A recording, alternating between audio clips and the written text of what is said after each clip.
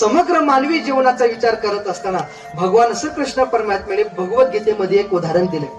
माणसाची मनस्थिती कशी असली पाहिजे याच्याकरता भगवंताने एक उदाहरण दिले. अपूर्यमान अचलम प्रतिष्ठित समुद्र माप प्रविशंती यद्वत. भरपूर पाऊस पडला म्हणून समुद्राचं पाणी कधी वाढतही नाही आणि पाऊसच पडला नाही, दुष्काळ पडला म्हणून समुद्राचं पाणी संपलं आटलं असं कधीच होत नाही. समुद्राकडून काय शिकायचं? समुद्राकडून शांत राहण्याचा गुण शिकायचा.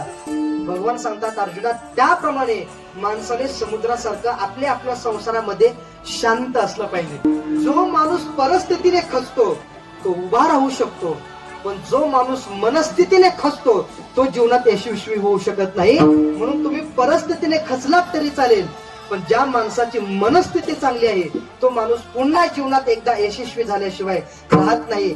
परिस्थिती खचली तरी चालेल, माणसाने आपली मनस्थिती चांगली ठेवणं याला म्हणायचं परमार्थ.